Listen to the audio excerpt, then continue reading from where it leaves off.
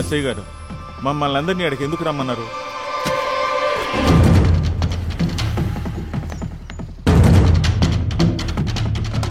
మీ అపార్ట్మెంట్లో murder చేశాడనుకుంటున్న watchman గురించి enquiry చేస్తుంటే కొన్ని నమ్మలేని నిజాలు విషయాలు బయటకు వచ్చాయి. ఏంది సార్ అయ్యే? మీ అపార్ట్మెంట్లో వాచ్మెన్లు అందరూ ఎందుకు పారిపోతున్నారో మీకు తెలుసా? ఎందుకు బాబు?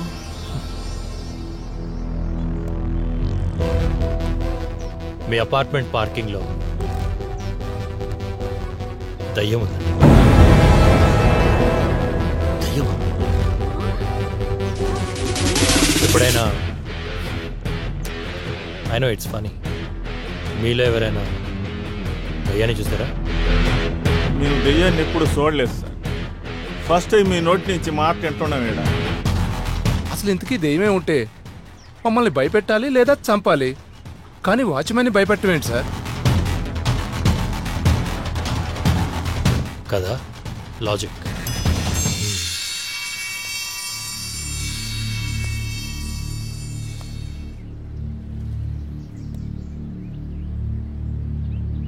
అది తెలుసుకుందామని వచ్చాను. మీలో ఎవరు ఆ వాచ్మెన్ని భయపెట్టి పారిపోయేలా చేశారు? నాకు ఇప్పుడే చేయాలి.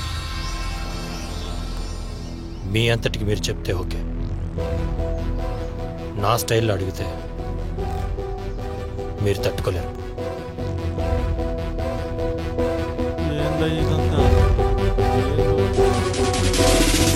సార్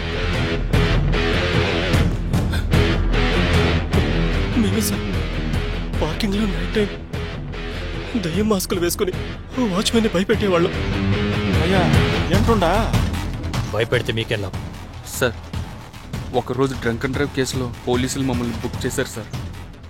మా పేరెంట్స్ని పిలిచి కౌన్సిలింగ్ ఇచ్చారు సార్.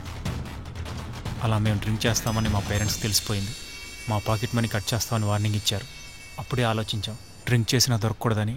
అప్పుడే సార్ వాచ్మెన్ శివయ్యకి రోజుకో క్వార్టర్ మందిస్తే మేము నైట్ టైంలో పార్కింగ్లో పార్టీ చేసుకోవచ్చని మాకు ఒక డీల్ కుదిరింది.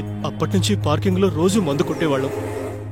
మా వీక్నెస్ని క్యాష్ చేసుకోవాలని శివయ్య మమ్మల్ని బ్లాక్మెయిల్ చేయడం స్టార్ట్ చేశాడు. ఎప్పుడు కావాలంటే అప్పుడు తనకి డబ్బులు అడిగేవాడు, మందు కావాలనేవాడు. అది భరించలేక మేము శివయ్యని ఇక్కడి నుంచి పంపించేయాలని ప్లాన్ చేస్తుండగా ఒక ఐడియా వచ్చింది. దెయ్యం మాస్క్ వేసుకుని వాచ్మెన్ని పారిపోయేలా చేస్తే ఎలా ఉంటుందనే ఐడియా మా అందరికీ నచ్చింది. అలానే చేసాం. ప్లాన్ సక్సెస్ అయింది సార్. అలానే అపార్ట్మెంట్కి వచ్చిన వాచ్మెన్స్ అందరినీ భయపెట్టి పారిపోయేలా చేశాం సార్. మరి రుద్రని ఎందుకు భయపెట్టలేకపోయారు? ట్రై చేశాం సార్, కానీ వర్కౌట్ కాలేదు.